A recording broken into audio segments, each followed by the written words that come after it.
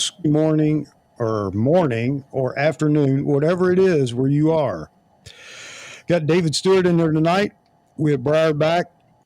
Briar, of course, just received his Z9 a week ago, Briar, or almost a week ago. Yep, last Thursday. Yep. Okay. David, who's a subject matter expert on everything, because he's he's pointed me in the right direction a couple of times. So tonight, I just want to talk about some Nikon news real quick. Then we're going to turn it over to you, the audience, and of course, the guests here. And we're going to bat a few things around, especially with the announcement from Canon today. I don't know if you all have seen it, but Canon announced the R5C. C for cinema. It's definitely video centric. They took the Canon R5, left all the stills capability in it, put a big fan on the back of it, and added a toggle, a switch to jump between stills and video.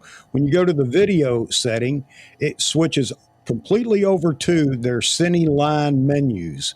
So pretty neat camera.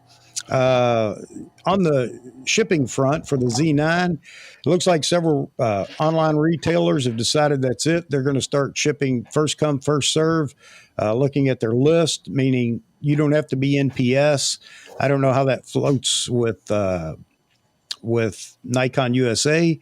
We'll have to wait and see. That's good news. The bad news is I think that Nikon Corp has shifted their emphasis on shipments to Europe and Asia. And, you know, I have nothing to back that up other than looking at some of the sites, Europe and Asia, and it seems like cameras are beginning to trickle out there, and it's to non-NPS members as well as NPS members. So that's a good thing. It's going to be really interesting to see if that picks up. We know that they estimated their production at 3,500 units a month. So I think the U.S. pretty much exhausted whatever they had for the most part. So here in the U.S., I don't know how fast they're going to receive or we will receive cameras. But the good news is they're going out to non-NPS members too. I know a lot of NPS members are complaining. Some of them maybe rightly so based on Nikon USA's decision to make sure they were filled first.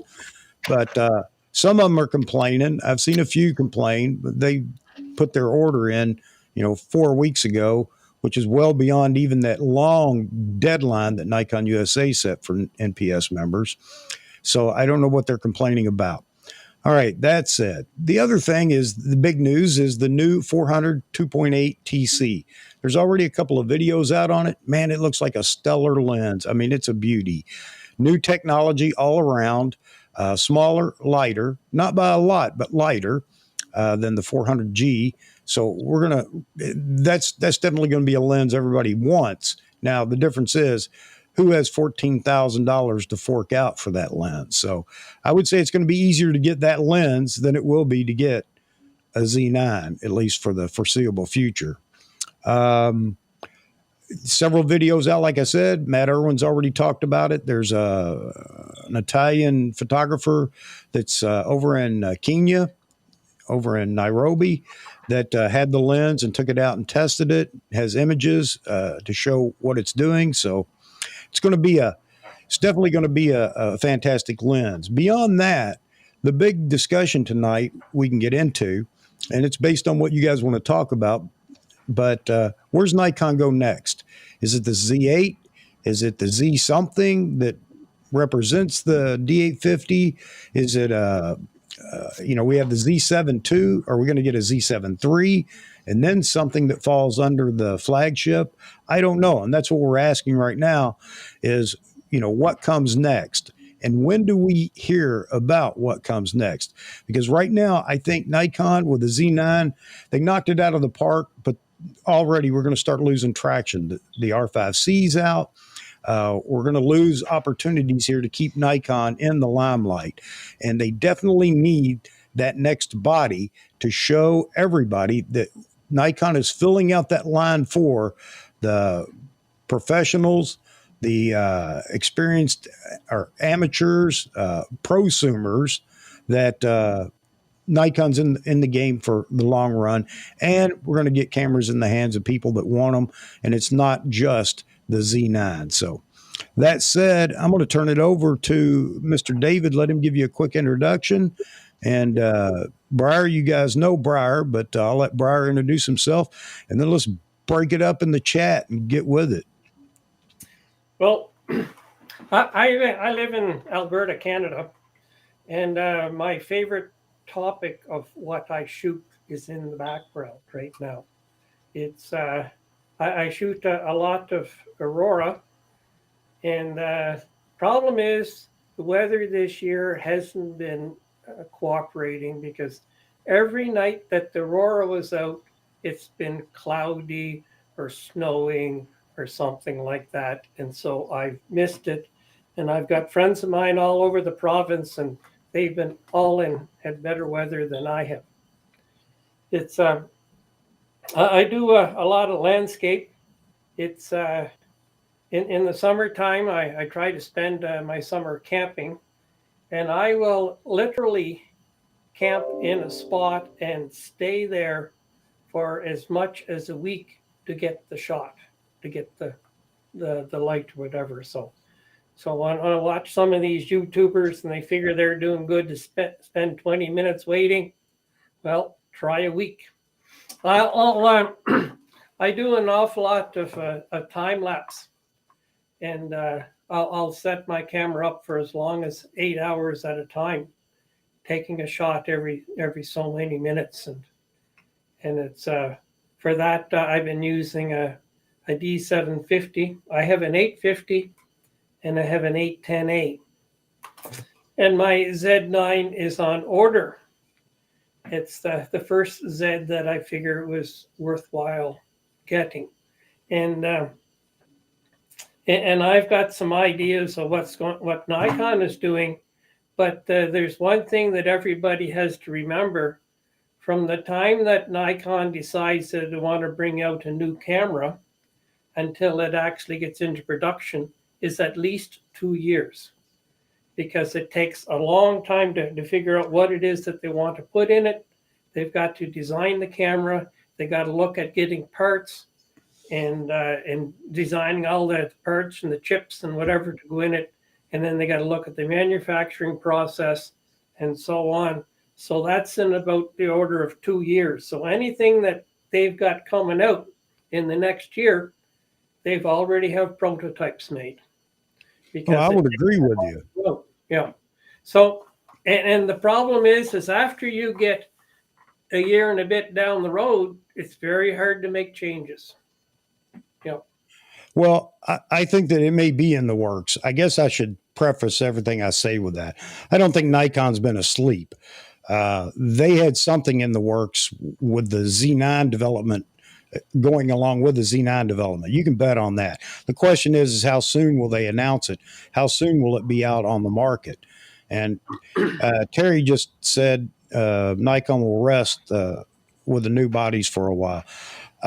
You could be right, Terry, but I hope that's not the case. I don't think that's the right move whatsoever for Nikon right now.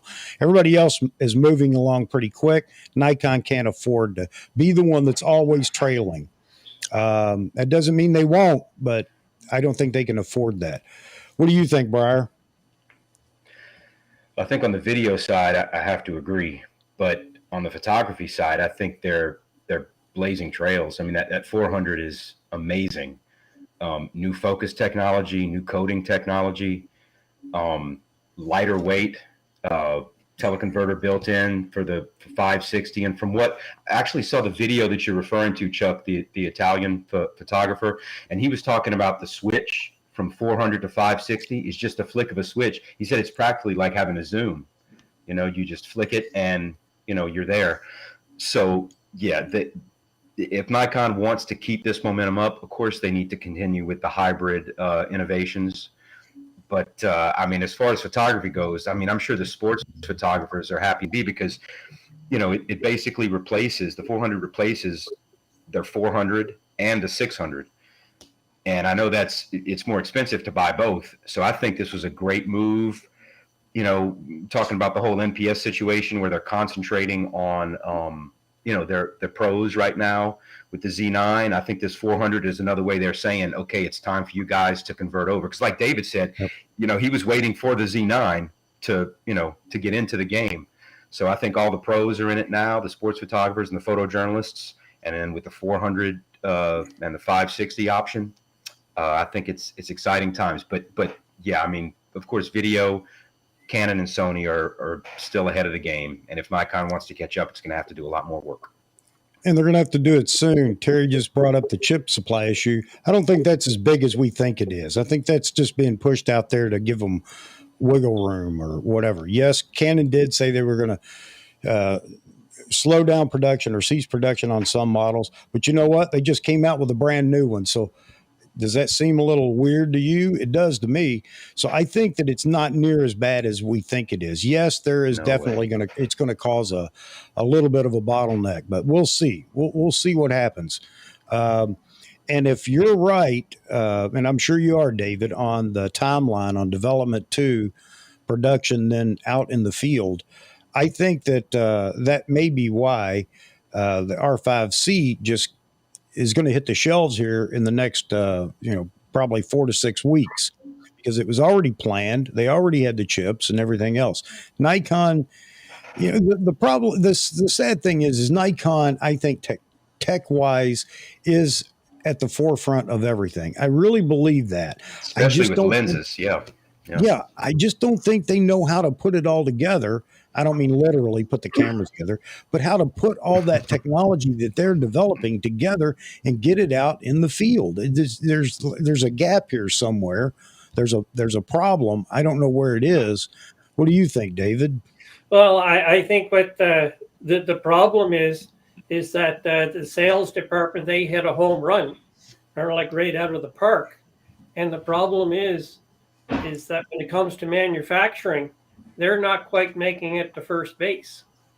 They're basing all of their production on prior cameras, but with the price that they have it, this is almost prosumer pricing. It's just a little bit on the high side. And like for myself, I didn't get into the Z system because I didn't figure that anything was, well, like owning a D850, I want something that's a step up. I don't want a step horizontal. And this is the first one that's a step up. So I've been saving my nickels and dimes for the last number of years. So I can actually afford a Z9. And I think that's what's been happening here, because like where I live, we've got three major camera stores that sell Nikon. And I was talking to a salesman in the biggest store in Calgary, and he said on day one they had 40 orders, and now that their orders are in the triple digits. And I was talking to the salesman at the place that I actually ordered mine through, and he figures that Canada is not going to see triple digits for the Z9 for maybe 4 or 6 months. And when I was looking for the grays, they showed they had a graph that showed the number of orders, and it was 40% were in Asia, second came the US, and third come Europe. And everybody else where I am, it was something like 5%. And like, because I've been looking at some serial numbers for cameras, and they're only producing like 3,500 a month, like they said they were going to. It's going to be very hard for them to up their production, because when you order chips, I bet you the lead time is somewhere between 3 and 6 months, And that's a good point, David. Yeah. And I was hoping you were going to go to that, because I saw some comments above. You can't just today say, I'm going to stop production of my Z45, whatever, and I'm going to now resource my new camera, meaning I'm going to just take the chips from one and give to the other. I don't know. Are chips that significantly different from model to model to model, or is that something they could do? Yes, they are. Because the chip in the Z9 or the Z9 in Canada is the only camera that has that chip. In the Z6 and 7, they have dual chips, and it's the model before that, and so and that chip is still not the processor board that it goes on to. So that's got to be designed separate. Also. Well, that's what I mean. That's my point. I can't just say, well, you know what? I'm going to stop production of Z9 and use all the chips I have to put the Z8 into production. Is that correct? You can't do that? I would say it's not easy. Okay, so the concept of, talking about Canon, they're slowing down their production on certain models or whatever. Well, did they just move all the chips on from those models over to the R5C, or is that its own chip that they specifically had designed and made for the R5C? Well, a camera is essentially a motherboard like you have in your computer with a lens on it. That's essentially what it is. And like every computer model has got a different motherboard. Every camera has got a different board that goes on there. Okay. Even if you use the same chip, you have to have a different motherboard. You may use the same processor on more than one, but the board is different. It takes a while to design these boards, and it's it's something like your cars. Okay, so chips aren't the problem then. They're part of the problem. Okay. Because that's not the all in all, because that's what we keep saying is we're not going to get cameras because of a chip shortage. Is that true? It may be the straw that breaks the camel's back, because you cannot make a camera unless you have all the parts. If you're missing one part, you don't have a camera. I get that. But if I've got 95 million chips in a box over here, I can then make all the cameras I want, correct? If you have the motherboard to put those chips on, okay, put in your camera. Have we heard about problems there, though? Have we? I think that's less of a problem because there's more people that can make the boards than can make the chips. Yeah, you could have the main board waiting for the chips. Yeah. You see what I'm driving at here? Yeah. No. But see, we only know a little bit of the story. We don't know the whole story. That's true. It could be the body for the Z9 that's holding it up, because that is a single piece of molded metal, and that is a relatively new technology, because you have a look at the Tesla. It's not a whole bunch of pieces. It's a single piece that they mold all at once, and they need a special machine for that. And it's probably something similar for the Z9, because until we get somebody that's got a spare Z9 that they're willing to tear apart, in such a way that we can find out how it's put together, we don't know. Okay. I'm trying to dispel the rumor that that's it. That's the end all, because that's real easy to throw out there and everybody's throwing it around. And if I was a corporation, I would want something to give me some, get the monkey off my back, so to speak. And if I could just blame it all on a chip, I just can't get chips. I can't get them manufactured. There's a shortage worldwide. Then everybody's going to pick up on that. And that's what you see in all the forums. People saying, well, you don't understand. There's a chip shortage right now. I understand that. But I understand that Canon just came out with a brand new body. Now, did they use the same chip that they use in the R5? I don't know. I got to wonder, because of all the new capabilities in the R5C. So, and why come out with another body if you got a chip shortage?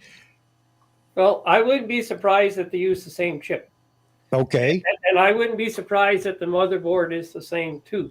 The only difference is with that is that they moved the display back so they had room for a fan. You know, Yeah. and the firmware is a little bit different. It's essentially the same camera with a bit more space in it. There's not an awful lot of difference in it.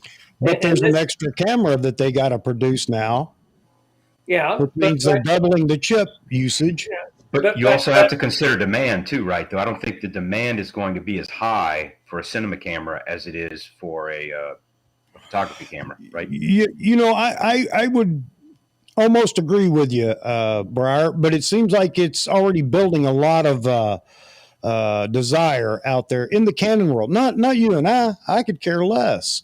I mean, I hope well, for Canon. I think this is a good camera, a great camera. But in the Canon world, it's already spinning out of control, which is a good thing for them. Proof is in the pudding, how many they actually sell. But the bottom line is they're willing now to put another camera up there. It's not competing with anything. My point is that they have now another camera, which means they need another chip. They got the R3 going, and the R3 hadn't even started really moving as far as shipping and everything. So it's coming. Maybe the chips are why, though. I don't know. Huh? I'm just saying that the chip shortage could be why it hasn't gone out yet, or it's only gone out to a select few. I guess it could be, but it didn't stop them from launching another camera today. Well, they could have ordered. Does that make sense? Chips. Yeah, but launch and delivery are two different things, Yeah. You see, 6 months or a year ago, they could have placed their order for the chips, and they could have a pile of them. And it's and like this version of chips that's in the Z9 is only version 7. So there's many different cameras that use the same processor. And if I was Canon, I would be ordering my chips a minimum of 6 months in advance, and because you can use the same chip in more than one camera. So we can assume Nikon's doing the same thing. We should also then assume that they had ordered for the Z9. Who knows how many they ordered, and they also have enough chips to announce another camera body. Because it may be in a different chip, or it may be the same one, and could be, but we don't know. Yeah. But we don't. And the other thing is right now they're working on glass, and they're working on mainly one body. They probably have a Z6 III in the works. They have something in the works that you can guarantee. Yeah, and whatever's between the 6.3 and the Z9, it is in the works. And they've got to have an entry-level camera. Okay, so I'm looking at the glass is half full here. I mean, I see it this way. If Canon could announce a new body, then for whatever reason, then I think Nikon is probably in the same situation. All right, that said, let's say there's no chip shortage.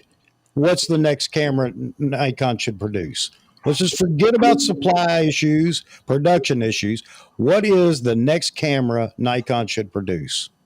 I think they should produce an entry-level camera to get people in, because when you have a look at your average Nikon photographer, what is their age? That said, hold your thought. That said, what assures them that this is the brand to invest in? The Z9 only?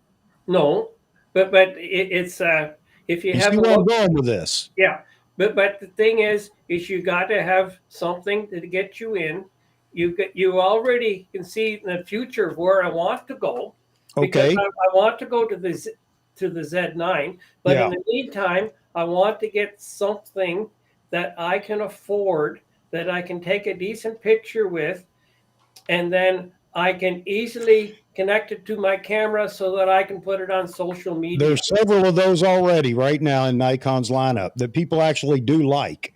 Do we need to focus on that versus filling out the prosumer level so that they can look at the chart and say, wow, look how I can progress.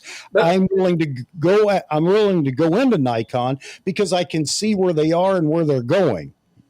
Yeah, but are any of those in the Z line? What? The entry level camera? Yes. Yeah, The ZFC for one. That's everybody loves that camera so far. Yeah, the Z50 and the FC. Yeah. And the Z5. Yeah. Oh, the Z5. Okay, Now, the Z5 is full frame. I'm not saying that those are perfect, but there is an entry level already beginning down there. Yeah. So I think that you got to fill the gap up here. We got a big gap right now in the lineup. We go from the Z7 II to the Z9, and I love the Z7 II or Z6 II and so on and so forth. But let's face it, they don't carry all the technology that's now available. So a lot of people are saying it's going to be a Z7 III and a Z6 III and maybe variants of those. I don't know. That's a possibility. But why do we have the numbering gap?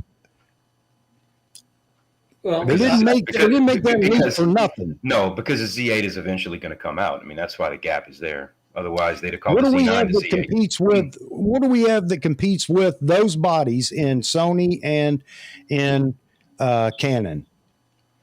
R5, R6. No, I mean, what does Nikon have that competes at that level, that prosumer level? And you know, I'm a true Nikon fan, but I'm gonna argue from the point of real. The Z6 II and the Z7 III are not an A7S III, an A7S4, or A7 IV, whatever it is, the latest one, and they're not an R5. They're not an R5C. I can't keep up with all the different new Sonys that are coming. It is hard. Every other month there is a new one. Okay, so I'm not bashing Nikon Z6, Z7, and the 6.2 and the 7.2. Not bashing them. But let's be honest, their counterparts in Canon and Nikon and Sony are better. Yeah. But eventually they won't be, because we have a new processor, right?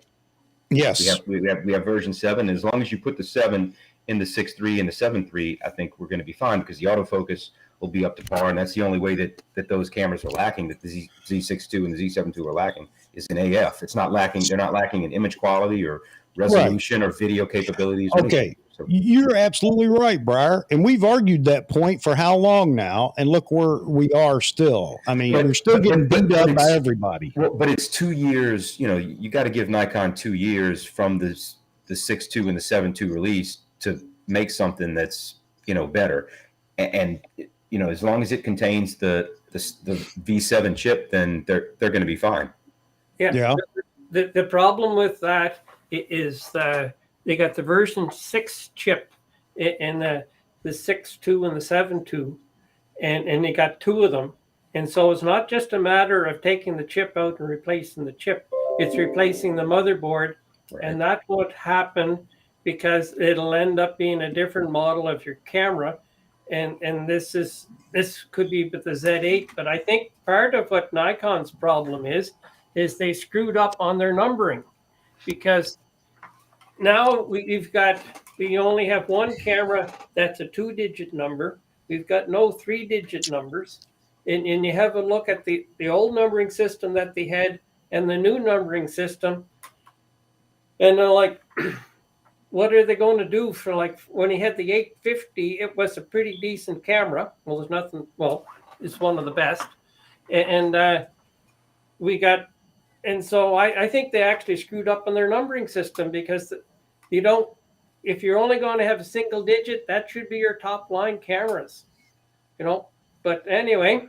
But they are, right? I mean, they left the 8 gap, so they're going to name the next one, an 8, the Z8, and they'll be fine. Well, that brings us to, a lot of people are saying we're going to get a Z7 III. Well, what does that entail?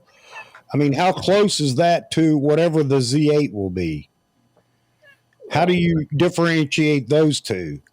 Because I can see a Z8 being years before it comes out, and there's becoming less and less space between the 7.3 and the Z9. Yeah. I hope you're wrong, David.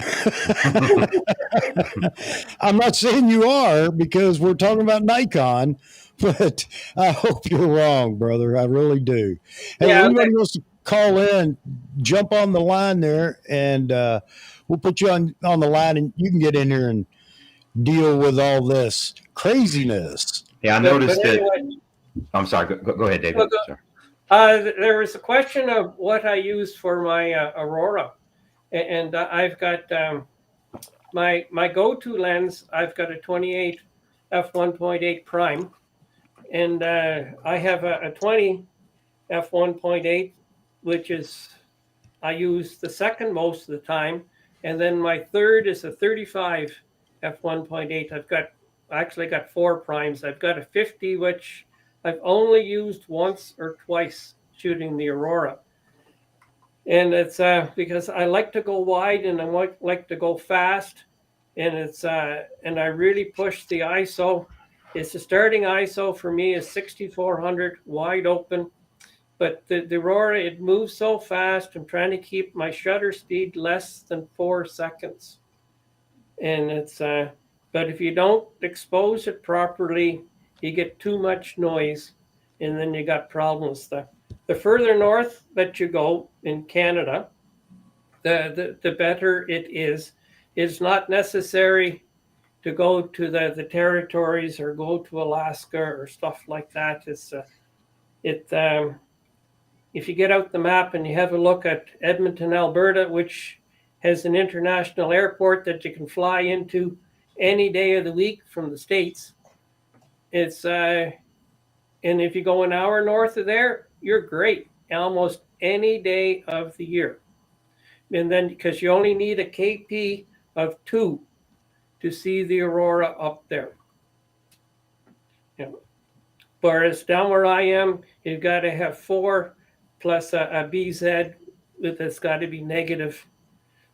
BZ that's positive that doesn't work. There's many things that you got to look at to come up with a prediction. But the further north you go, the better. And if you go into Manitoba, you got to get into Thompson, and that's much harder to fly into than it is to fly into Edmonton. Is that just for to get up there for the Aurora?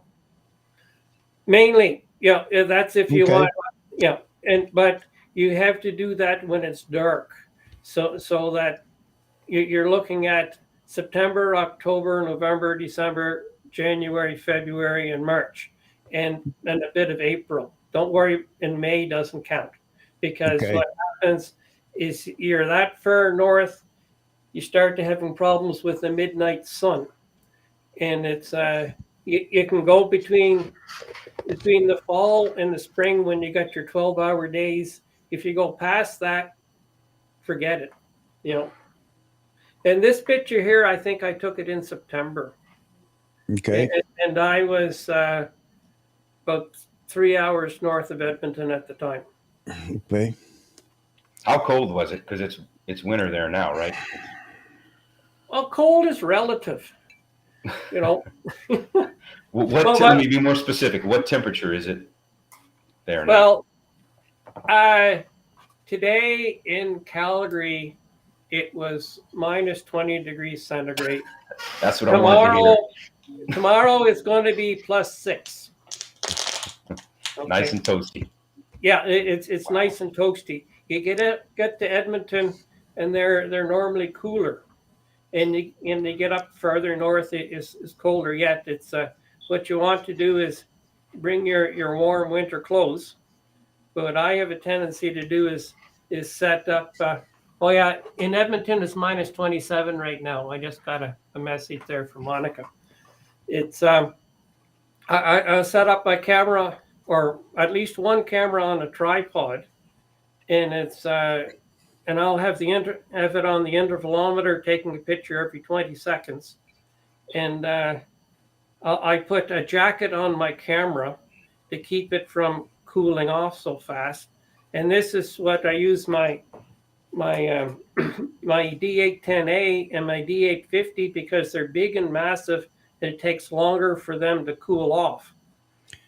And I'll leave it out until the camera freezes, and then I'll exchange it with another one.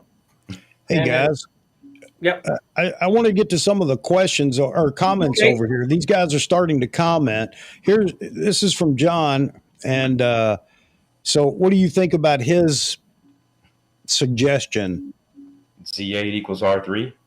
I think you'd have a lot of folks disappointed, a lot of Nikon fanboys disappointed if they go with a lower megapixel sports camera. Man, I can't imagine that. I don't think you're going to make everybody happy. You're right, though. I don't know where the numbers are on who wants a 100 megapixel and who wants a 33 megapixel. That's a tough one. Maybe Nikon is really thinking out of the box for the Z8. Can you imagine if they release a medium format camera? How amazing! A lot of people say that since the flange, not just the distance, but opening is large enough. Yeah. But now you're into a whole new line of lenses. Yeah. Well, I'm trying to figure out why we need more than 100 megapixels because you don't. We don't need the Z9 either, but baby, we got it. Oh, I know we got it. I'm not complaining about it, because people were saying you need this for a billboard. So I went out. No, they're not saying that anymore, David. They finally got off that kick because they realized it doesn't matter because we were shooting billboards with 10 megapixel. Yeah, it's the distance you are from the billboard. Yes, they're not even playing that game anymore. They've wised up to that. So you got Con over at Grays of Westminster. He wants 100 megapixels or more. He shoots fashion, he shoots portraits, he shoots landscape, he shoots whatever. Okay. We can't go by need anymore. There is no need anymore. Now we have to go with what we want. We have everything we need. Everybody agree on that? We have everything we need. So now it's down to what do we want? Yeah. Tell that to my wife, Chuck. So I want to go through some of these and you guys comment on. So Z7 III equals the R5, Z6 III equals the R6. Yep. I'll go along with that right now. Let's look at some of the others because we haven't even talked about DX yet or crop sensor. I just want to throw this up here. This is absolutely true. Smash hit. However, disagree on the full frame version. That goes nowhere. In my opinion, it falls flat on its face. It makes no ground for Nikon at this point. I'm not saying it wouldn't a couple of years down the road. Nobody, very few, want just a stills full frame camera. The DF proved it, and even today, I think it would be a great camera down the road. I'm not saying never do it, but I don't think right now is the time. That's for certain. What do you guys think? No, I'm with you, Chuck. No. It's nice. It's a nice nostalgic camera because when I started out, everything was manual. And you have your light meter in one hand and your camera in the other. And you went. And the only thing that was automatic is when your camera got heavy, you put it down.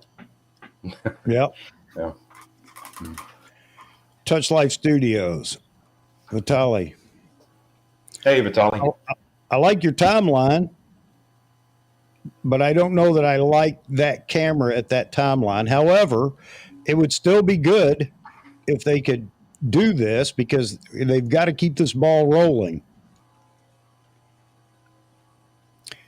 Yeah, I could see them announcing something like that, and it comes out 3 or 4 months later. Because look at how long it took from the Z9 from when it was announced until when it came out. Yeah. Guys. Yeah, go ahead. Well, I was just going to say, we have. I mean, we all love Nikon. Obviously, that's why we're here talking about it. But we have such lofty expectations. But what we have to consider is that, and I know we've talked about this before, but it's the size of Nikon. They're just not the giant that Canon and Sony are. And look at the 400 that just came out. That is an engineering marvel. I mean, that is an amazing piece of hardware, and Nikon isn't a third the size of Canon, and I don't know if Canon's a third the size of Sony. So, Yeah. we always have to me, I always try to keep that perspective that Nikon is just not that big. And considering what they've produced, not being that big is pretty amazing. How big is Nikon and how big is Canon? Not corporation, production, physical production. Does anybody know? I don't. I don't know that, no. So is there really, when we're talking production, we're talking facilities, is Nikon that much smaller when it comes to facilities than Canon and Sony? I think Sony's probably one of the smallest, just as a guess, because they're such a small part of Sony Corporation. They're not even a blip on the screen at Sony, the camera division or whatever they call it. Yeah. But I don't know. I wish we could find out. Yeah, all I'm qualified for is a goose guess on that, so I'm not even going to say it. Oh, that's all I'm asking is if we could find out, that would be nice, because we use these phrases over and over and over, and really, I don't have a lot to go on if I say, Nikon's the smaller of the three. As a corporation, they may be, but as a physical production facility, if you will, I don't know if they're smaller, larger, or same size or what. So go ahead, David. If you just go to look at sales and the number that of Nikon sales compared to Canon and Sony, is Nikon is a distant third. They are that much smaller. I do like the quality of a Nikon, but they are smaller. It is cheaper for a company to be a little bit behind in the development than to be ahead. And like Sony is burning through an awful lot of money trying to be at the bleeding edge all the time. And whereas Nikon, they can see what everybody else is doing and what works, and they can come up with something a little bit cheaper and better. And that, from a company viewpoint, that is actually a better policy. No, but that's survival. Yeah, but at the same time, by being a little bit later, you can come out with something that's better that'll meet your market better. Because I've come across a number of photographers that change from Canon to Nikon, and is because the Canons couldn't take the shit and abuse that is Nikon can. And that's why they changed.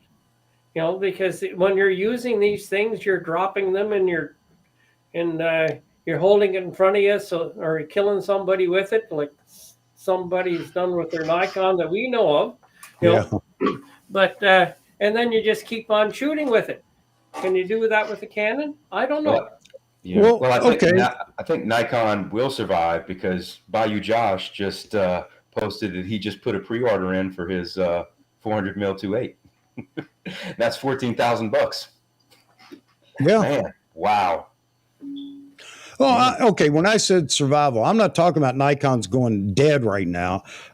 Are they just surviving, keeping their head above water? There's a difference. They can thrive by just surviving, because they're such a distant third. I don't even know if they want to be first. I mean, I'm sure they're realistic about it. They can't be first or second, at least not in this decade. So yeah. I think they're okay where they're at. They're doing a great job. Obviously, they're producing quality cameras and amazing lenses.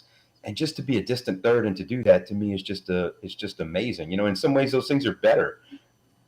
So, but I mean, I agree with you on all the hybrid stuff, Chuck. I think they need to concentrate more on video, because that's the present and the future.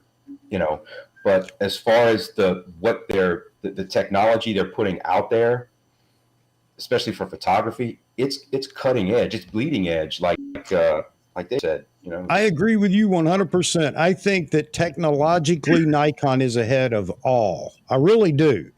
Because they can spring something that nobody else has done. They've done that repeatedly since the D3. They've done something different that leaped, above the competitors, but they didn't hold it. But they did leap above for a period of time. Even the D800, nobody ever thought that the 36 megapixel was ever going to go over well. That was just so big, so large. So, now with the lens, with the Z9, I'm not talking about just the autofocus. I'm talking about the video side of that with that new processing for video, being able to reduce reduce file sizes. So yeah, I think that technologically Nikon, the compression. I think Nikon does a great job. I don't know. And see, well, one thing about both Canon and Sony, they have true video cameras, and if they push their video too much, then they're going to be cutting into that line. I don't think they care anymore. Well, it's there's more money in video cameras for them than there is in the stuff that we see. That could be, but there are more lens sales for the hybrids than there will ever be for the cine cameras. Oh yeah, but they require different glass. The glass that a cine camera uses is not the same glass that their other cameras use, and their glass is an awful lot more expensive. Like a friend of mine said that the camera companies make way more money on glass than they do on bodies. And what they can almost afford to do is give the bodies away so that you buy your glass from them. And that's, and I like to say hello to Bayou Josh, One of these days I'd like to spend a day with you out there looking at those birds. You and me both, David, you and me both. Well, I'm closer than you. I'm only 12 hours away. Yeah, that's true. So, look, there are two things that are selling cameras right now: autofocus and video. And I'm not talking just video, but internal, different codecs. That's what's the hot topic. Maybe not for us, but it is for the general public and the influencers, and they're pushing more cameras than we're ever going to push at our level. So, upping the game on the AF side, as you're saying, Jeffrey, yeah, absolutely. And tell me it would hurt to do that. I mean, that would be crazy to say that. So why not? Z8, larger body? Yeah, maybe. It might not need to be, though. I mean, no, you're right. And that's part of that Nikon technology. They seem to be able to do some things that others haven't figured out yet. The reason why the Z9 body is the size that it is, it all has to do with cooling. Dissipating heat, yeah. You got a bigger heat sink, Roger. If you can get rid of your heat some other way, then your body can be an awful lot smaller. Well, you know what? We beat physics, though, David, because if you reduce the heat production, you make up ground there as well, which Nikon did. Yeah, and this is getting down to back to the CF Express cards. And part of the problem is the card itself gets hot, so that technology is probably going to have to change too.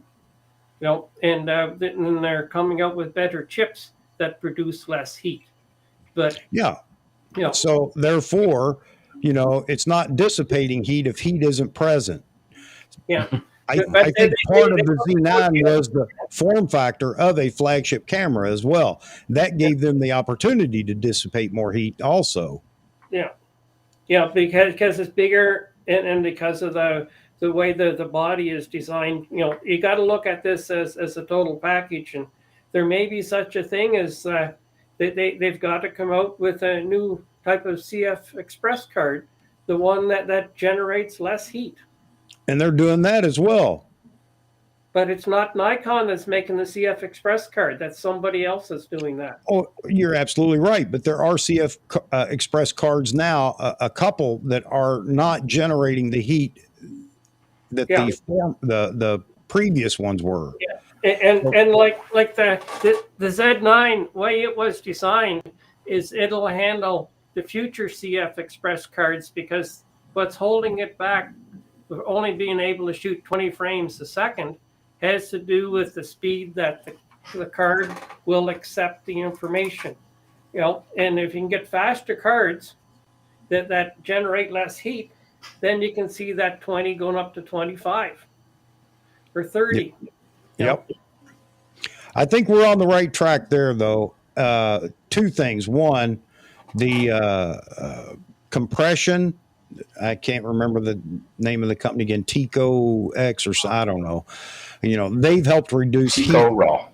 Tico Raw. They've helped. And then cards, the Delkin cards don't heat as high. SanDisk and a couple of others. Even the early Angel Birds, I think, had a real big heat signature. So we're definitely moving in the right direction there. So heat dissipation may become a lot less of a problem before too awfully long. Well, so I think it'll always remain a problem, because if as soon as it becomes less of a problem, we'll start pushing the information to it faster, then we'll be back where we were before. Yeah, that's a possibility, but that'd be a good thing, wouldn't it? Well, I'm not saying it's not, but heat will always be a problem, because we're going to be pushing the limits to all of this stuff. Hey guys, RCY, I don't know how to pronounce that. Bixby says Delphin are fast and don't get too hot in the Z9, and I agree with that. That's the card that I bought. I bought the 128, and I shot a marathon over the weekend. And Sunday I took 7,500 pictures, got down to about 20% on the battery, and never once did I feel any heat coming off the grip. So that's absolutely true. Constant shooting for hours and hours, and it never got hot. Now it was about 35 degrees too, so it was cold for South Louisiana. But yeah, so overheating is definitely not a problem with that camera. Matter of fact, I was telling Chuck this a few days ago, the only time that this new card has ever felt hot is when I put it in a card reader. That card reader heats up. Yes. That's it. It's not in the camera, it's in the reader. Mm-hmm. Oh, got to throw this up here.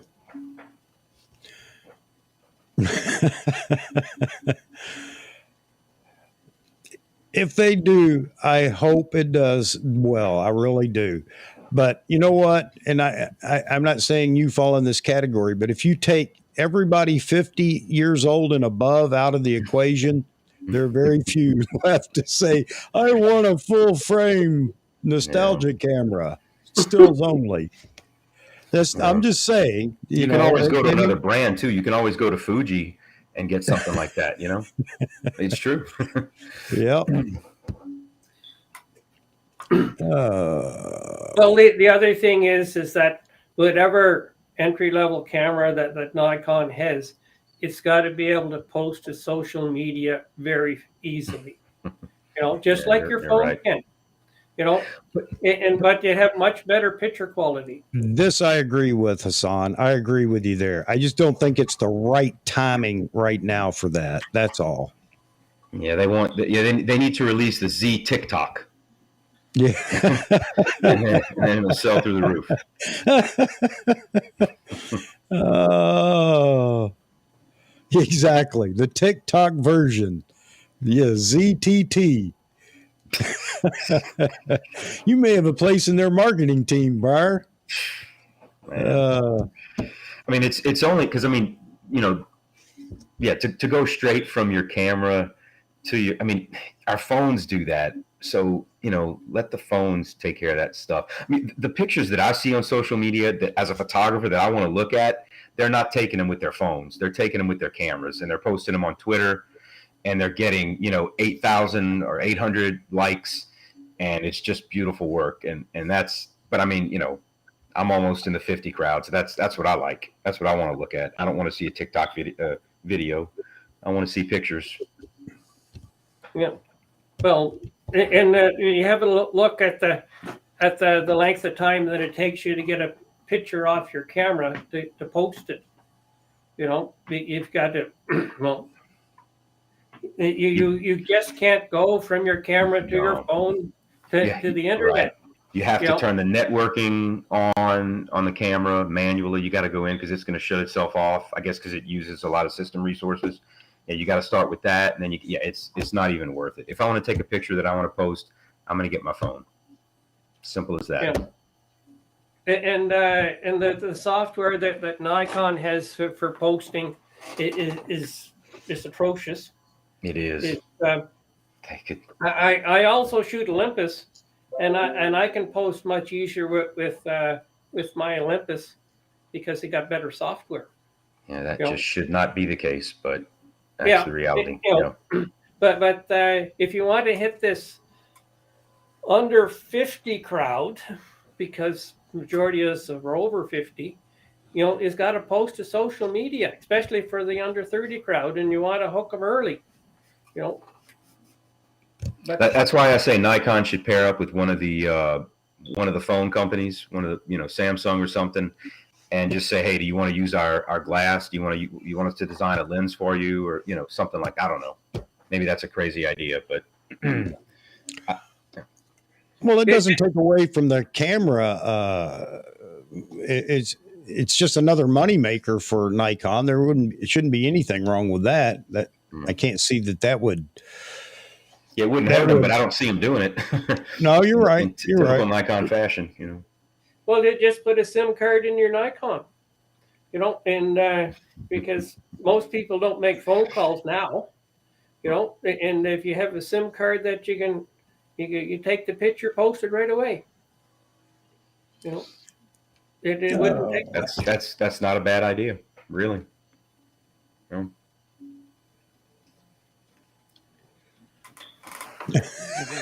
Here it comes, Mike. You have to want it, buddy. That's all. It's to each his own. Don't be a Henry Ford. Every car doesn't have to be black.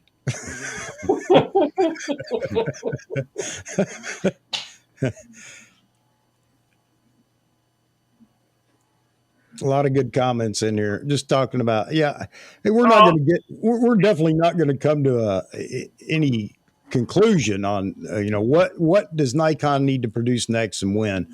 I like some of the comparisons, and I still believe that the prosumer needs to be next. The only way I would concede would be if we talked about a prosumer DX camera, because the D500 was and still is a great camera.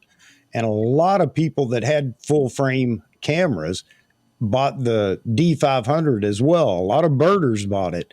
And we can get into, what's crop sensor? Is it really, can't we just go to DX mode on the Z9? So yes, I don't know. You can, or you can shoot JPEG, lower resolution JPEGs too. Well, what I meant was, do you need an actual DX camera body, or can you just shoot DX on your Z9? Is it the same? I don't know. There's probably a lot of discussion there. Maybe not in RAW, but in JPEG, you certainly can. There are so many options with the JPEGs, from 11 megapixels, even 8 megapixel, 11 megapixel, 16. I mean, it's you can do that with the JPEGs. I don't know about RAW though. And I've got an answer for Paul. He says he makes phone calls with his phone all the time, but I've got this thing that I cannot make phone calls with. It's got a SIM card in it. That's true. How many devices do you have that have SIM cards in it that can't make phone calls? And what's the matter with having a SIM card in your phone? Because you still got your phone in your pocket. and you've got your camera. And I hear that there was one here about the ZFC will automatically download pictures to your phone via SnapBridge. That must be the first one that works well, because it doesn't work well with my D850. Yeah, I haven't tried it on the Z9 yet, but it doesn't work very well with my Z6 or Z6 II. You know, that never comes up with the influencers either. You know, that's never, I guess everybody has the same problem. Canon, Sony, Nikon, even though you talk to a Sony shooter, his is the best or whatever. I think Nikon, at least most people are honest, it sucks on the transfer, the phone, upload SnapBridge thing. Yeah. But that's never a big deal anyway in all the big debates with the influencers. Well, although they probably just overlooked it. That is another good opportunity to bash Nikon. Well, I think they'll end up bashing everybody else too. But the people that can make it work is not us. You know? And yeah. Guys, I'm sorry. Go ahead. I was just thinking, Roy said, I like to see the SD card discontinued. I mostly shoot tethered. And it made me think there's a camera that was just released. I watch too many YouTube videos. I listen to too many YouTube videos when I'm traveling every day. But they have built-in memory now. There is a new camera. And it's the Leica M11. There you go. That's it. Okay. So super expensive and not, yeah, right. Yeah. Okay. That's what it is. Yeah. Built-in memory. Everybody should have to go with their 400 f2.8 because they're both the same price. Right. Oh, so it's that high too. Wow. Okay. Okay, well, guys. When I said when I was talking about the DX or crop mode and mentioned the Z9, it wasn't. I know that it can do that. My question is there a reason then to have a DX camera? Is it better, or just forget DX? From a prosumer level and shoot crop on your other camera, be it the yes. My answer is yes. If they're gonna make a Z9 at $5,500 with those capabilities, that's that's affordable. I wouldn't have bought it if it were $6,500. So yeah. Absolutely. But I mean, should we just quit thinking about a prosumer level DX camera when we can Okay, and yeah, that's the question. Yeah. Is there but I own a Z9. Maybe people are waiting. Some folks I guess don't want a Z9, and maybe they don't want the grip, and so they're waiting for a Z8 so they can do the same things but in a smaller form factor. So is DX then dead other than entry level? No. Okay. No, it's great for wildlife. Well, that's my point. Like your D500. There's no. We need replacement for the D500, and there's nothing that's there. Okay, so when I brought it up, point, yeah, when I brought it up, my point is that do we need that next, or if we're not going to get a Z8 or whatever it's going to be, or a totally revamped Z7 III or Z6 III, then, and I'm not talking about the typical, we changed the algorithm, so now it recognizes ponies and horses. That's not an upgrade. That's not a new body. Okay. How about donkeys? Yeah. It actually recognizes donkeys as well. Well, it already recognizes zebras. What more do you want? Yeah. So was that a pun? No, it actually does recognize. Oh, okay. I thought you meant like the zebras. Okay, yeah, I got you. Yeah, because that is a point of contention with some of the folks that it doesn't have zebra in video. Well, I can tell you this, guys. So I'm looking at the D500 at D&H, $1,600. If they make a mirrorless version, 26 megapixels, 33 megapixels, because they got to go up, and they put it out there for $1,500, $1,600, people are going to buy that. So, so for me, the answer is no, but that's because I have a Z9. If not, if I'm holding out and I'm waiting, then yeah, for the folks they should. And I wonder how Nikon gauges those kind of things. Like, did they know? Okay, there's still a market for a crop sensor D500 equivalent in the Z mount. I'm sure that's how they make the decision, right? They don't just design it and then not think about who their target, consumers are. So yeah, I mean, you would hope that would be the case. They're looking at their target market and designing to that. Yeah, $1,600, mirrorless version, a little higher resolution. That wonderful autofocus that's in the Z9. Put that Gen 7 chip in there, and yeah, man.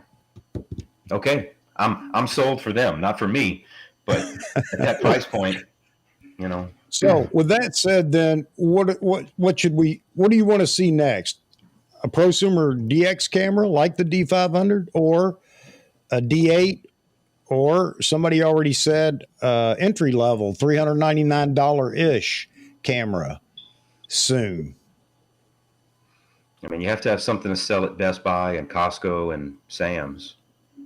It's funny because Nikon did say that they were going to quit with the super cheap entry level. They said this last year and concentrate on prosumer and professional cameras. Yeah, there's more money in both of those, but you've got to have something that's the same price or a bit more than a high-end phone that takes really good pictures. You got to hit that price point, and you got to be able to post easily with it to social media, and that's where it's got to be, to get these people in. Because and it's got to use your Z mount glass, and so that when the person buys it, that then he'll start buying glass, and then you got him. Yeah, I agree with that. Because I own more glass than I own bodies, dollar wise. Of course. Hey guys, let me interrupt for a second. For those who want to catch his live stream tonight, because I don't want to take away from Vahography. Vahagan's over on his channel right now. He's doing a live stream with Ryan Troy and Jerry Guionis. So I know a lot of folks in here actually follow Vahography. You're not going to hurt my feelings if you want to run over there and watch that too. I'm just going to catch it on the replay, but it's up and running, and they're in there chatting right now. Here, I can't listen in, but here you go. You can look in. Yep, they're up and going, folks. Jerry's being very artistic in his hand gestures. Gesticulation. All right. Okay, so, hey, Josh, I hadn't said anything to you, man. I've been over here trying to be the devil's advocate on everything to see if we could pin something down. It's not working. But anyway, glad to see you in here. Congratulations on the order of that lens. Yeah, that's saw somebody asked if you sold your car. I need to sell this house real quick to get on that list. No, he's got a truck he's got to sell. Yep. He doesn't have a car, I don't think. He's got Bayou Josh says, forget DX. Save for a full frame. No. Josh, if you ever come back down to visit your relatives, if you come back to Tickfaw, I'm in Baton Rouge, man. Please let me know, because I would like to put my Z9 on that lens for 20 minutes, man. and just fill your card. right. Yeah. So, I think that there's a good argument for and against DX, and it just depends on if you've had DX, you shot DX, or maybe you were a former D5. I still have my D500 back here. So I don't know. I wouldn't push either way, but I do think that if the next camera body that Nikon announced, meaning sooner rather than later, if it was a prosumer DX, I'd be happy with that, because I think that does Nikon good. I'd rather see the next full frame prosumer camera, but the D500 did at least fare well. Yeah, see, the nice thing about the D500 is it gave you that extra reach. So Well, for the it doesn't, but Yeah. it seems like it does. well, it's a That was cheaper.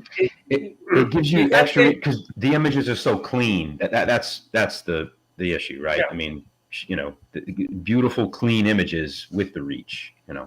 well. That's why I asked: is there a difference between shooting a DX camera and just using DX mode on Well, uh, a I higher can tell you megapixel this. camera? I can tell you this. Don't tell anybody, but there was a wedding about 2 months ago that I shot, and I had one camera, my 6.2, in DX mode the entire time. And I can tell you with 100% certainty that the quality is not as good. I mean, you'd have to just about cut the ISO in half. And I'm glad that I didn't go over about 5,000. But man, that was lots of smoothing on those images, lots of denoising.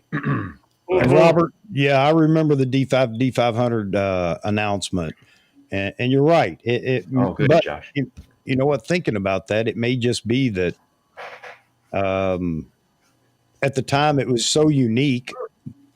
It is a great camera, but anyway, that's what I thought might happen this time with the Z9, that there would be a prosumer DX camera announced with it, but that didn't happen. So Well, Bayou Josh got a good comment there. The D850 is better in DX than the 500 was raw. But so Wow.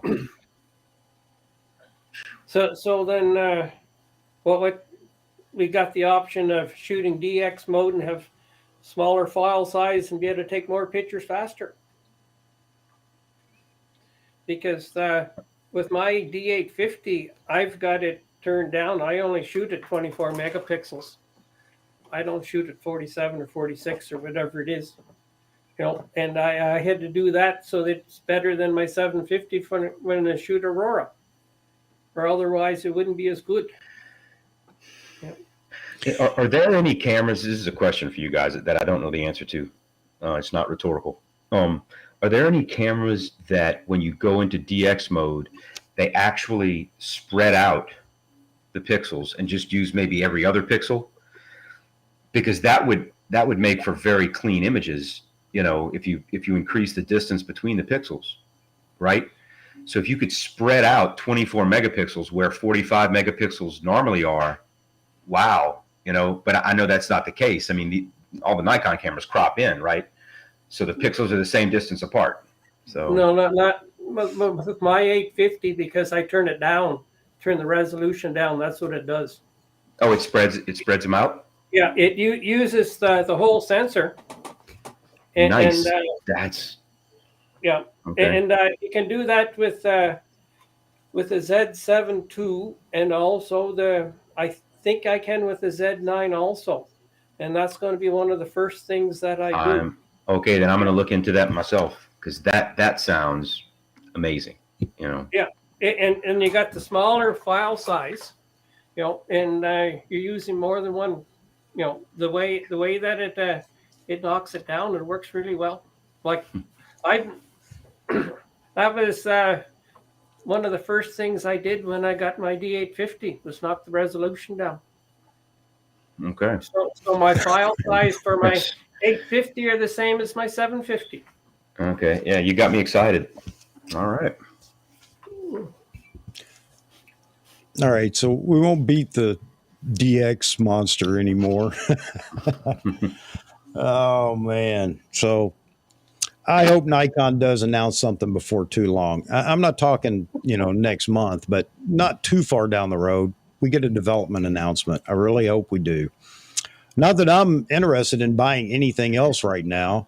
I can't buy that lens I want, but I can always go down to my buddy Josh's place and shoot alongside of him with my make believe 400 2.8 TC. Well, maybe he'll lend you his 500 PF.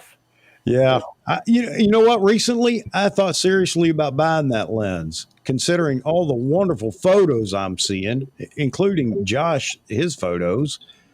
It seems like that's a very popular lens with the Z9 right now. Yeah.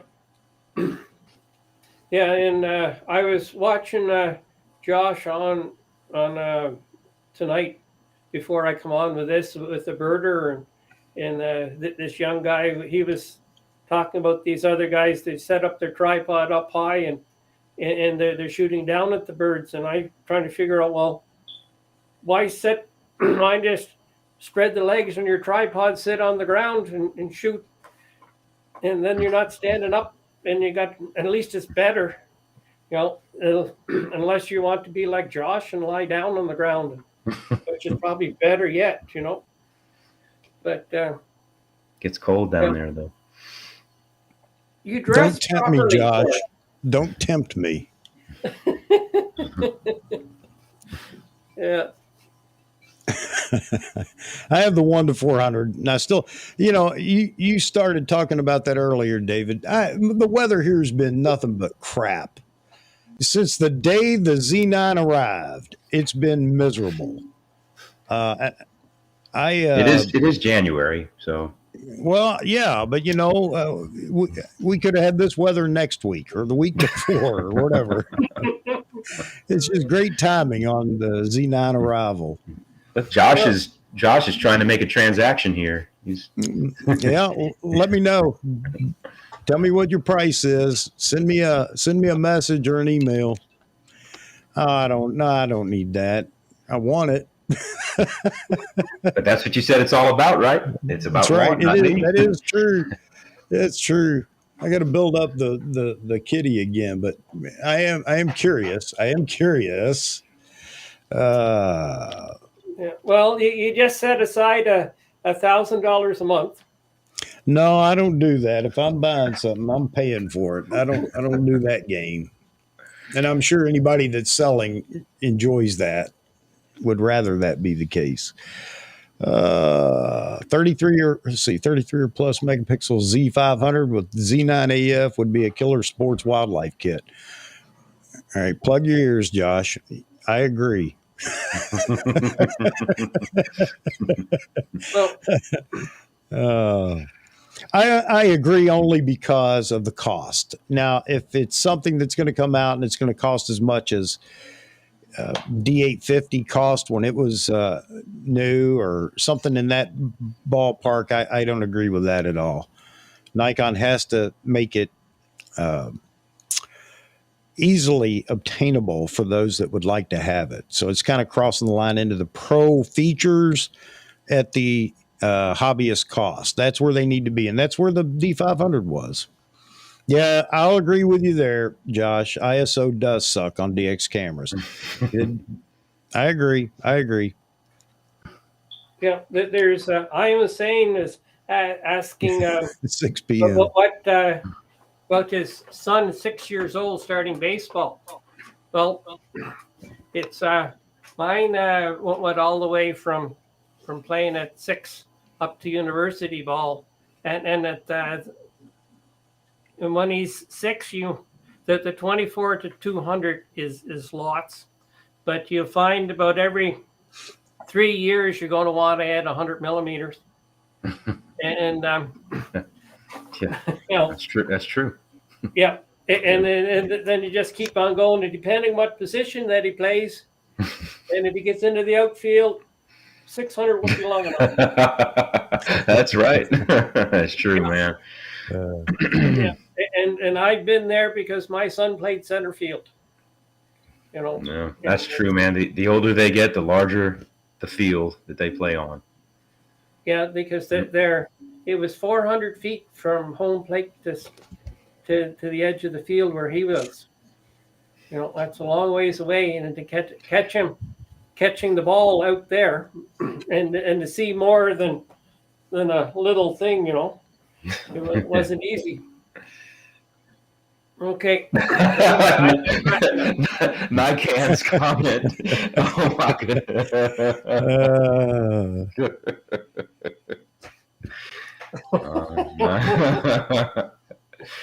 Oh, Chuck can't post that one.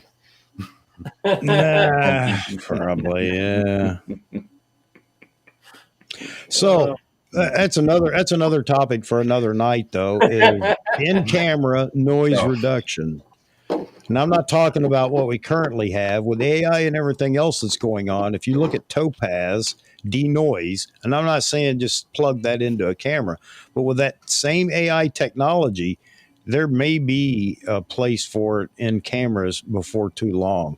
Then we're not going to be talking about ISO as much as we do now. Well, It's going to be interesting. There already is denoise in camera. Yeah, that's what I said, David, but not what we have now. It's not good enough. I know. You compare in camera to denoise, and there's no comparison. And denoise is probably going to get better. My point is that the technology we're now on the cusp of technology to do that. I think with all the AI that's going into cameras. Yeah, that's where the D6 and the D5 were supposed to be good at the denoise, because their ISOs were really high, and I was thinking about getting a D5 just for shooting the Aurora, but somebody turned me on to Topaz, and I know if I get my exposures close to correct, I can get rid of the noise. So Yeah, it's probably saved me about $5 or $10 grand. Yeah, it's pretty slick. Computational photography is the real future. Yeah, Josh. I mean, so we always talked about lenses, people talking about lenses, when are lenses going to get smaller? Why are they so heavy and blah, blah, blah. And it's called physics. Yeah, well, Nikon just talked about that. They mentioned that with that lens that you're going to get, Josh. The new technology is helping them build lighter and smaller lenses.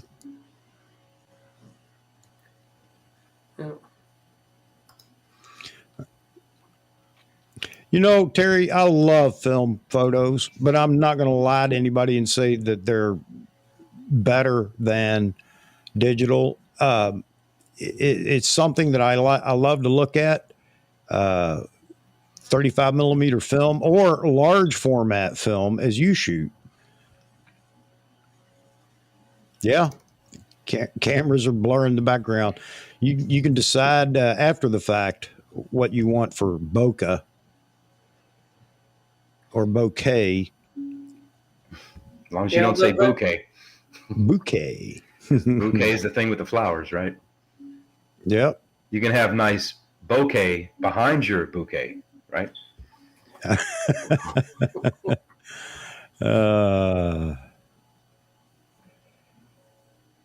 See, yeah, and that's going to be the complaint. But you know what? We're all going to accept it. Nikon's comment. Hey, did you see there's an ad running now on I don't know, it may be YouTube, one of the ads, where the little robot, the little tripod looking robot just kind of wheels down the beach. They're showing it, and it's got a multi-tilt turn head on it, and it just automatically, you tell it what you want to shoot, and automatically it does it or something. I don't know. Yeah, that's where we're headed. Good night, Josh. Night, Josh. Thanks for dropping by, buddy. Appreciate it. Love your comments, Josh. Man. Shoot me a line on that 500. No, we just got serious. It's always worth listening to.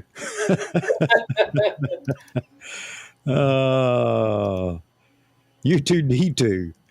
Yeah. It's pretty wild. I can't believe nobody's seen that yet. It's running on YouTube, I think, as one of the filler ads or whatever, or maybe it was on Facebook. I don't know. I saw it on YouTube. Yeah, I saw it on YouTube. Yeah. Mm-hmm.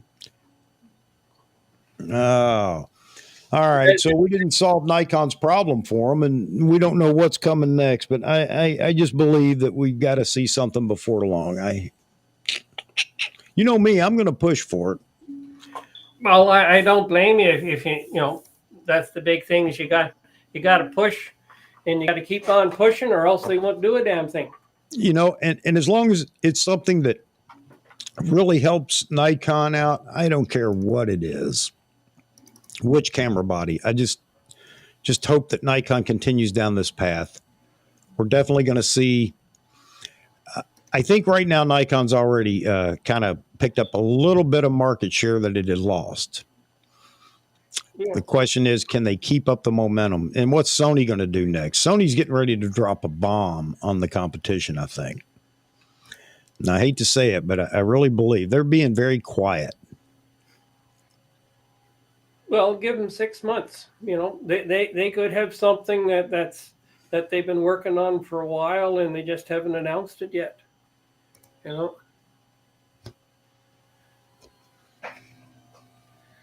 Yeah, I can't say you're wrong, Mike, but why do you feel it'll be next year?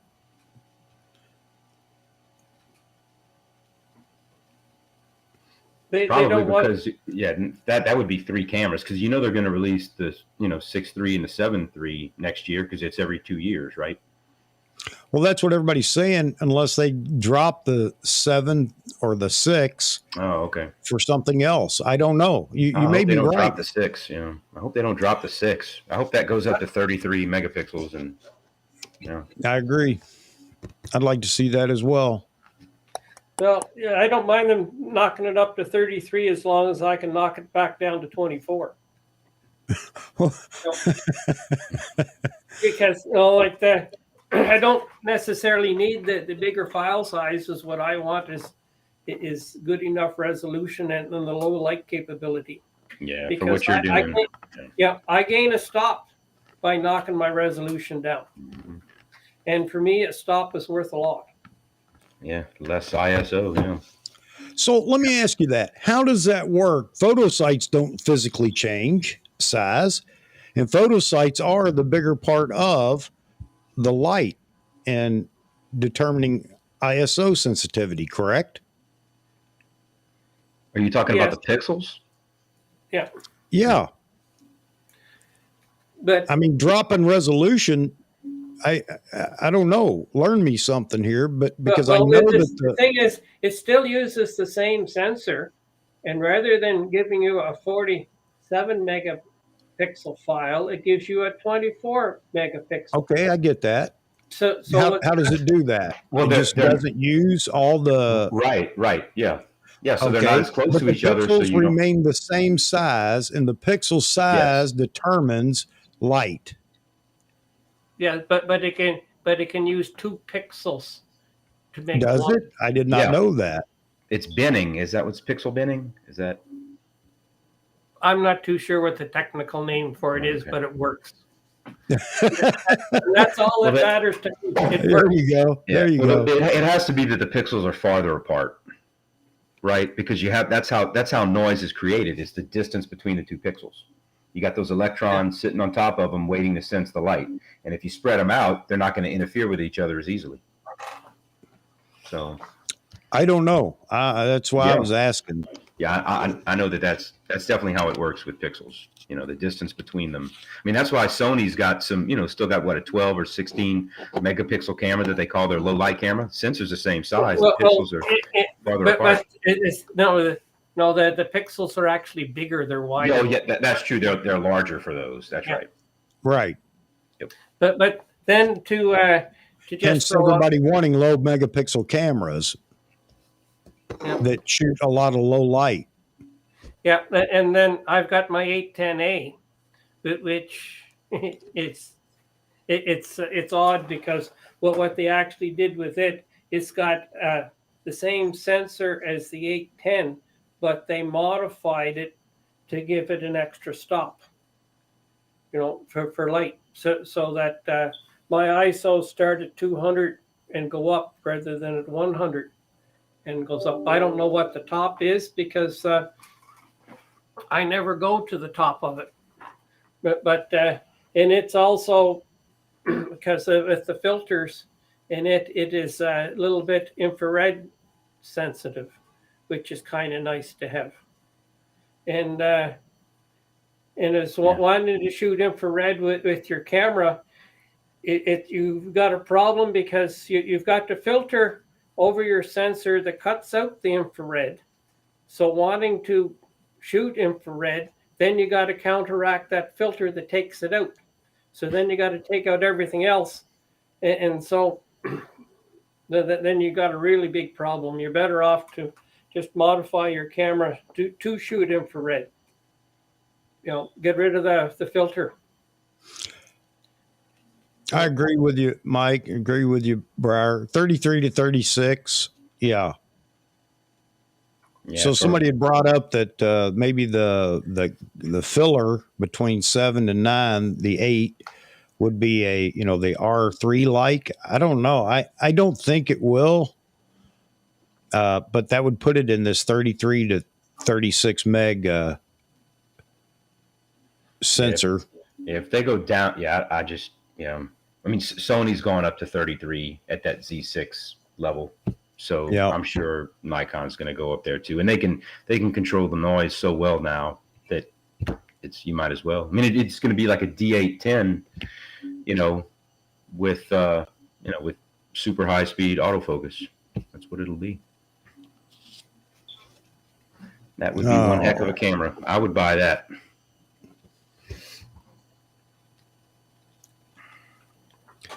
Oh man, my back's killing me. I don't know what's going on. Weather change.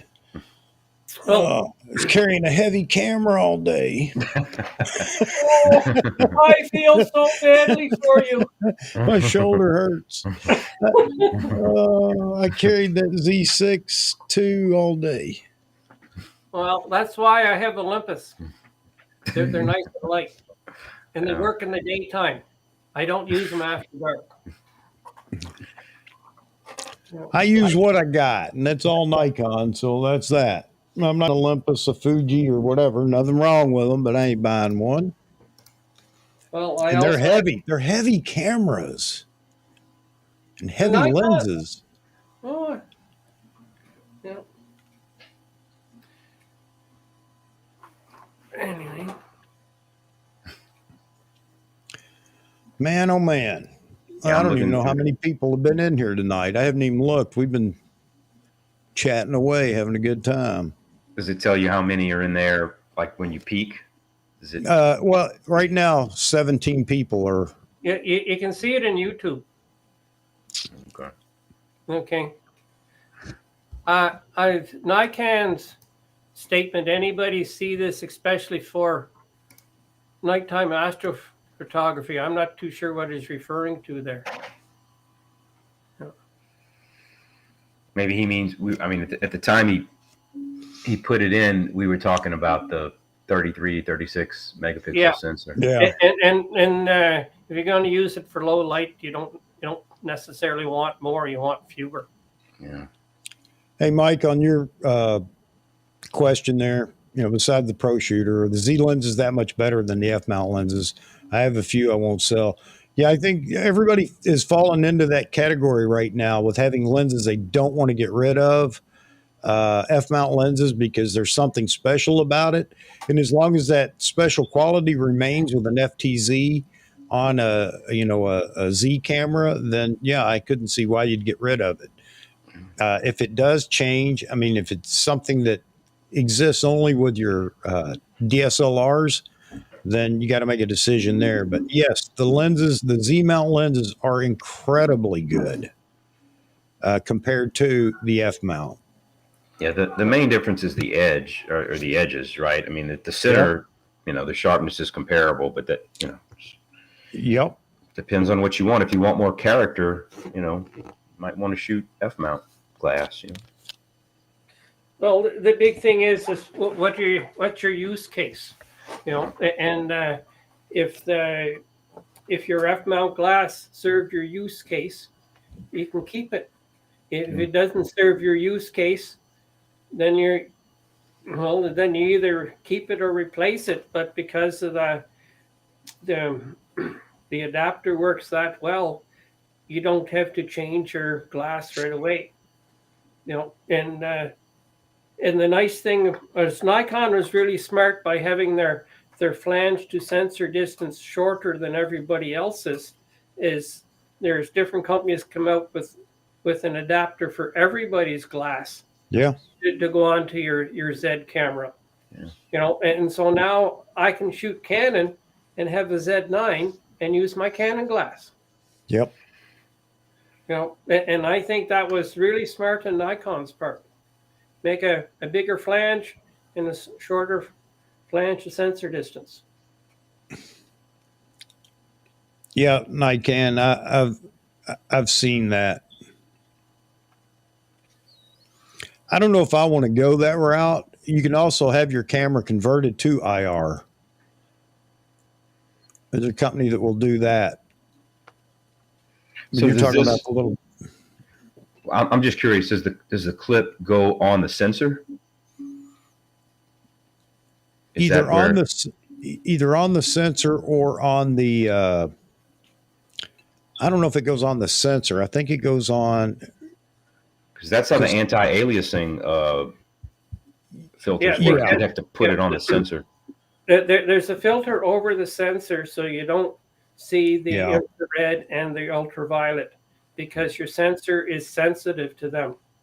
So if you want to shoot infrared, you should actually take that filter off. You remove it. Okay. Yeah, but putting something else on just counteracts it. You know, it's not helping at all.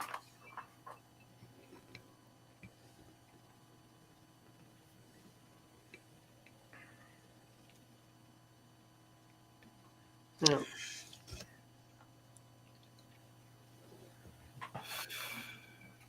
I have a question for David. David, when you're shooting with F mount glass, has that? I'm sorry, with Z mount glass, does that decrease the coma effect at the edges, or? Well, I don't have my body yet. Oh, okay. I've got two Okay. pieces of glass and no body. Okay, gotcha. And one of my pieces of glass is still in the store, and they want me to pick it up, and I said I'm in no hurry to pick it up because I don't have my body yet. Get them both at the same time. I'd be curious to know how it affects how it works with coma.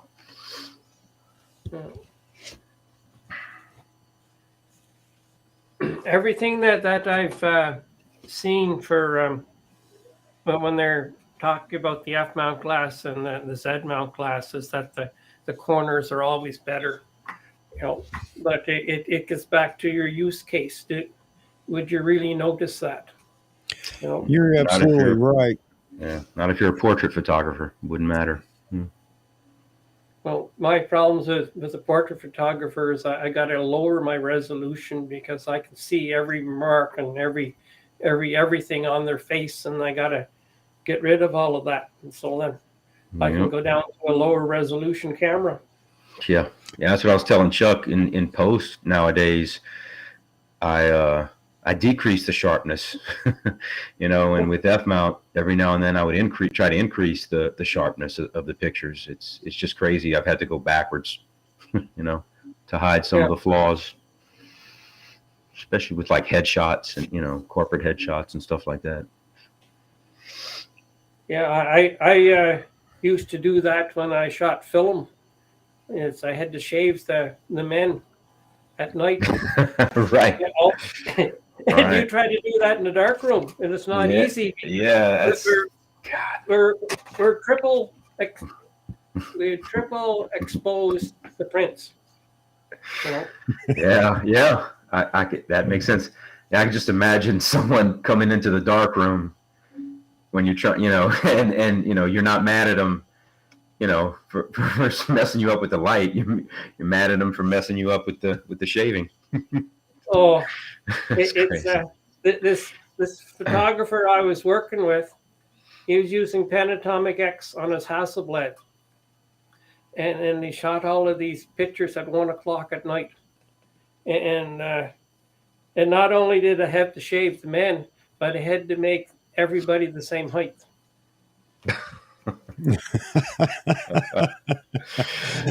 Yeah, that sounds just as difficult or worse. Yeah, and this was in the 70s. Man, it wasn't easy. Oh. Anyway, sit back here and relax. I'll get the Chuck close up there. Yeah, yeah. I can lean back now. Oh man. Yeah, Well, I don't. Go ahead. if necessary, Chuck, you can always go for a walk and stretch. You Yeah. know, we can tell lies while you're gone. But I get a big notice from YouTube. oh man. You can't have naked people dancing around on YouTube. I mean, that's been the case from the get-go. It's just that, can you imagine having to enforce that now? You basically have to rely on people to report those kind of things, right? Yeah. I mean, I know they have AI, and I know that stuff's getting smarter all the time, but just the sheer volume. I remember in the early days of YouTube, like the first few months after it was launched, you could actually look at the history, and you could refresh, and only a few new videos would pop up, Yeah. And now you'd refresh in 1 second, and you've got 5,000 that Yep. that posted. Well, like I said, when we were, people were saying, no video and blah blah blah, and I said, you can get on YouTube. Your car won't start. Get on YouTube. You want to change? You want to change the? You want to change the struts on your 2004 BMW? Get on YouTube. I used to when I worked in tech support, we had IBM computers. I worked for a Home Depot company, and whatever they get is whatever they buy in bulk is what you get. So we had the IBM ThinkPads, and anytime I'd have to go in and change a component, you're talking about 30 screws, okay, at least 30 screws. And then you have to put those screws back. So then I would have to rewind the video to know where the screws went. And I'm just like, man, can they just make a video that, that goes in the right direction and, tells you how to screw it all back in? It was, but hey, like you said, though, the videos were out there. We could do that. And there's no way we could have done it without those videos. Just too many little pieces, No, it's true. I'll admit, I can't tell you how many times I've jumped on YouTube to figure out something rather than spending, $5,000 down at the Mercedes-Benz dealer. So you have a Mercedes. Chuck drives a Mercedes. My wife. Oh, okay. There we go. That makes That's sense. how come he can afford a Z9. Chuck has a 2002 Dodge Ram pickup that has seen its better days. But that's why I have a Z9. You're right. That's why I use YouTube to fix it. What, you break it already? Break it? No, the truck. Not yet. The truck, yeah. Not the, oh, man. That's... If that happens, don't even tell me. I don't want to know that somebody's dropped their Z9 after they've had it for 2 weeks. But it should be able to take it, right? Somebody did. Somebody did something to their Z9. What happened? I can't remember. I saw it over on Z9 page, I think. It's like the nicer the camera, the tougher it is, and the more we baby it, but the tougher it is. Yeah. Well, I still have a Nikon EL that I bought in '74, and I dropped it onto asphalt, and I had a metal lens cap and a UV filter, and as the UV filter took the brunt of it, and the camera just kept right on going. Yeah, I don't use UV filters to filter out ultraviolet light. I use it to protect my lenses. I've got one on almost every one. I use the lens hood, period. That's it. I don't put any other unless it's a creative filter. Well, that'll save you from a lot. I mean, as long as you put a lens hood on, as long as it's not longer than the lens hood, what's coming in there, you're okay, Yeah. What I do is for after dark, I'll take my filter off, but my lens hood is on all the time. Filters don't work after dark. They cause more problems than they solve. I don't know. And that's been everybody has their feelings about UV filters, especially, and that's fine. I tell people, or somebody asks me, do you use them? Nope. Aren't you afraid about break? Nope. If it happens, it happens. I always shoot with my lens hood on. And that's a question. Do you remember Canon shooters? Did they ever use a lens hood on lenses? It seems like every Canon you saw, 10 or 15 years ago, 10 years ago, everybody's out shooting. Nobody uses the lens hood. But anyway, that's it. That's all I'm doing. If Nikon needed another piece of glass in front of the front element, they'd have put one there. Well, that's what and that's why it's only for protection. But I can tell you, I mean, if you get those Hoya HD whatevers, you can put your hand behind those things and it looks like there's just a ring. You can't tell that the glass is there, that they're that good. And so, it's just like adding another high quality optical component to your lens. That's it. Except maybe at night. Albert, I don't shoot at night.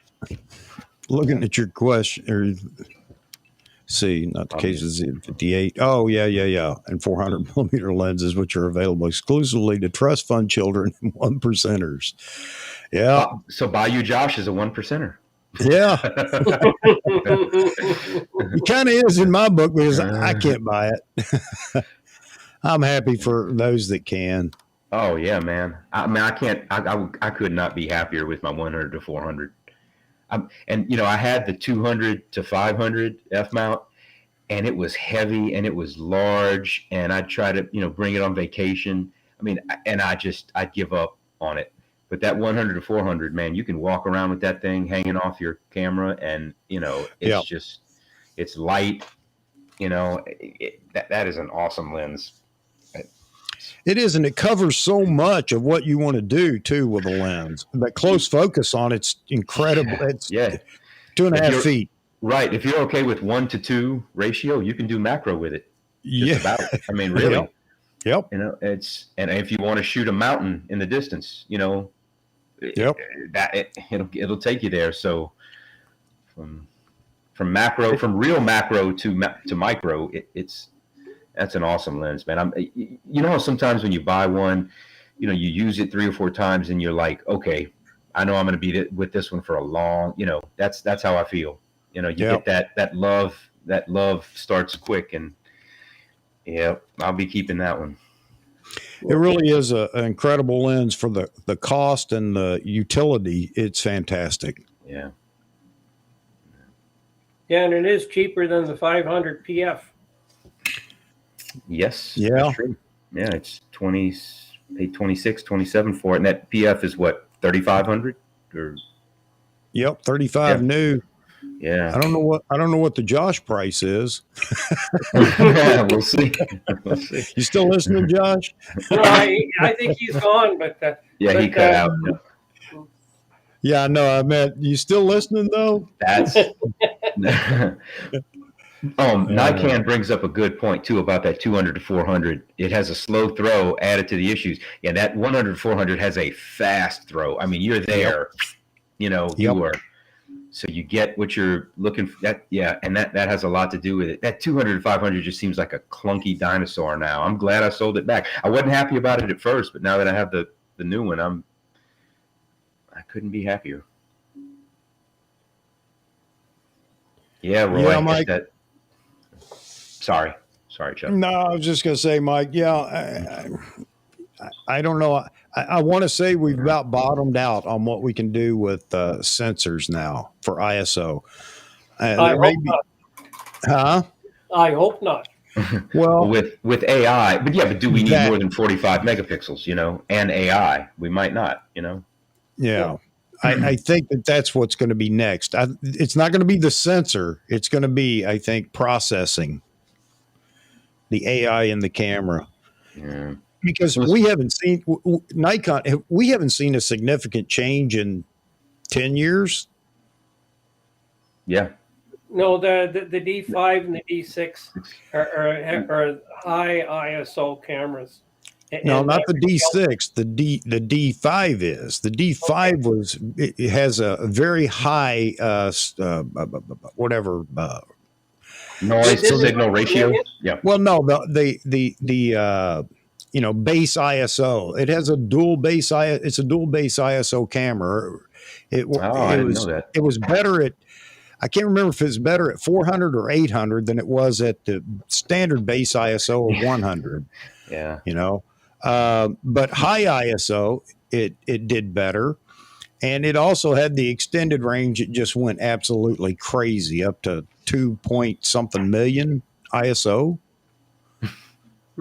Not extended. That was that was native ISO up to that high. Man, it was crazy. I mean, what situation? You'd have to be like a photojournalist in the dark, desperate. You know, Well, I mean, I'll tell you, it's terrible, but it is usable. It is usable, but not for, you know, portraits, obviously. Yeah. On the military side, it was very usable. Not up in the 2 million range, but, you know, 60,000, 60,200 or whatever it is. And then the next stop was 104,000. Up in that range, it was still very usable for what we were doing. Wow. That's incredible. Well, I'm glad it's got a purpose. Yeah. I want something that, so I can get a shutter speed of less than a second for shooting the Aurora. And you know, it might do that because there is enough light in the Aurora to help it. It's not like you're shooting in pitch black. Right. No, it all depends on the night. There's the Aurora is not always the same brightness. It can be about 2 or 3 stops different depending on the night.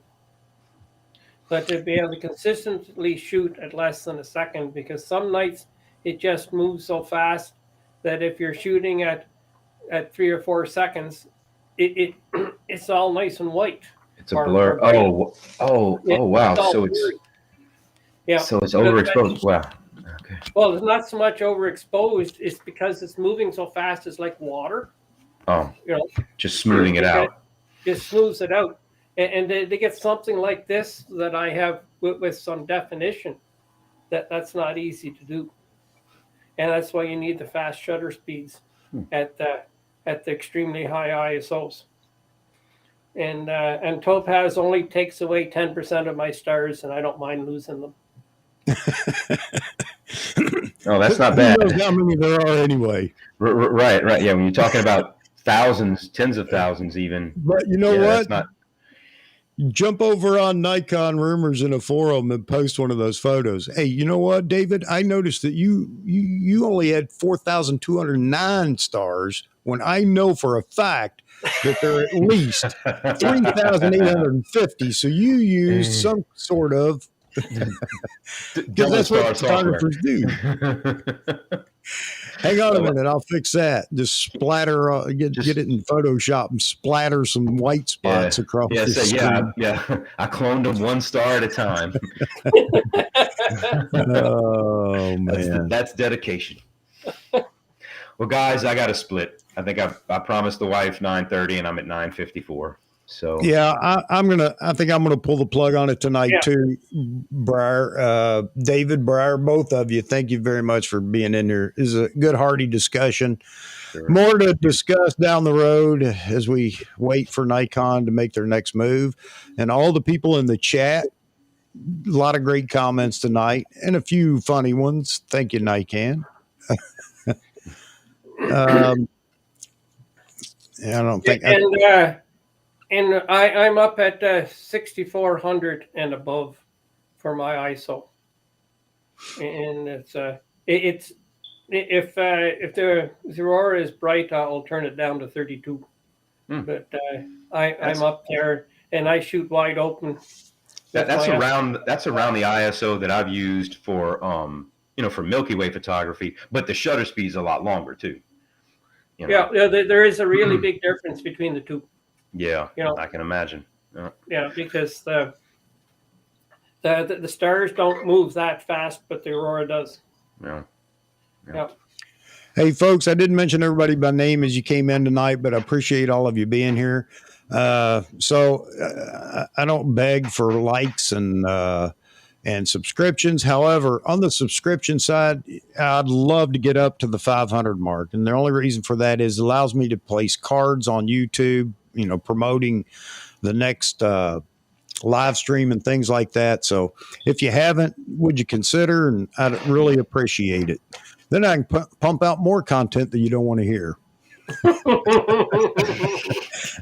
And they get people like us on there too. Yeah, but thanks for everybody joining, and thank you guys, David and Briar. Yeah, thank you, Briar and Chuck. Yeah. Great to meet you, David. Thank you, Chuck. Yeah. You're welcome, buddy. All right, folks. On your way out, if you would, hit the like button. If you didn't subscribe, if you would, I'd sure appreciate it. So, that said, Saturday night will be the next one. We'll see how intense we can make that on a Saturday night. Saturday Night Fever. Saturday Night Fever. That's right. I'm sure there's going to be some more news we can talk about, though, between now and then. All right, folks. Okay. God bless y'all, and have a wonderful week to get to the weekend. Night, everybody. Bye. Take care. Night.